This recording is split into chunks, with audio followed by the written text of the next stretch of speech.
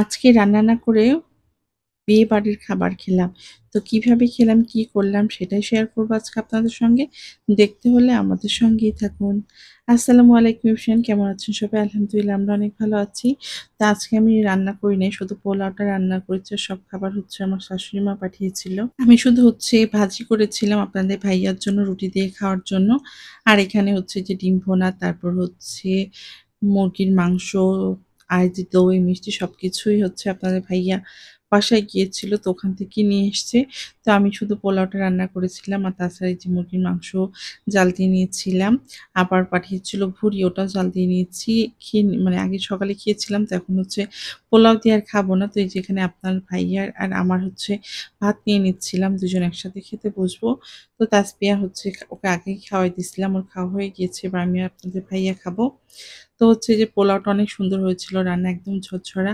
আর এরকম ঝরঝরা গরম গরম পোলাও না আমার হচ্ছে এমনি কোনো তরকারি ছাড়াও খেতে অনেক ভালো লাগে। তো আজকে একটু হচ্ছে বিয়েবাড়ির স্টাইলে খাবো। তো বিয়েবাড়িতে যেমন দই মিষ্টি সবকিছু একসাথে দেয় না, আমার না এই বিষয়টা খুব ভালো লাগে।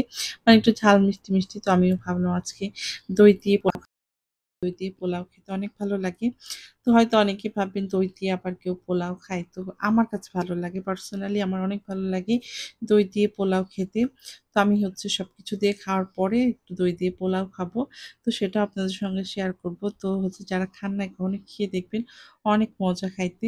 তো এই যে এখানে দুজনের প্লেট সুন্দর করে সাজিয়ে নিয়েছিলাম সবকিছু দিয়ে। তারপর হচ্ছে আমরা খেতে বসবো। তো এখানে আমি ডিম দিয়ে দিয়েছিলাম, ভাজি নিয়েছি একটু, এবার দিয়ে দিব সালাদ। তো হচ্ছে বাসায় সেরকম কিছু ছিল না। টমেটো থাকলে ভালো হতো। টমেটো দিয়ে শসা সালাদটা আমার অনেক ভালো লাগে। তো যেহেতু শুধু শসা ছিল, তো আমি হচ্ছে এটাই গোল, গোল করে কেটে নিয়েছিলাম। আর এই যে এবার দিয়ে দিচ্ছি, যা ছিল দুজনার সমান করে ভাগ করে নিয়েছিলাম। এবার হচ্ছে খাবো। তো আগে হচ্ছে আমি ভাজিটা দিয়ে শুরু করব। তারপর হচ্ছে ডিম দিয়ে খাবো। আর হচ্ছে পোলাওর সাথে না এই ভাজিটা ভালোই লাগছিল খেতে। তো এই যে আমি অল্প একটু ভাজি নিয়ে নিলাম। তারপর হচ্ছে খেয়ে নিবো। তারপর হচ্ছে ডিম দিয়ে খাবো। লাস্টে মুরগি দিয়ে আর হচ্ছে দই মিষ্টি একসাথে নিয়ে নিবো। তো অনেকের হয়তো পছন্দ হবে না। তো তাদেররা হচ্ছে কিছু মনে করে না। যাদের পছন্দ যে দই দিয়ে ভাত খাওয়া, তারা অবশ্যই কমেন্ট করে জানাবেন যে কেমন লাগে। আসলে অনেক মজা লাগে খেতে এটা। তো ইদানিং দেখছি আমার তাসপিয়াও এরকম না, খেতে পছন্দ করে দই দিয়ে হচ্ছে ভাত।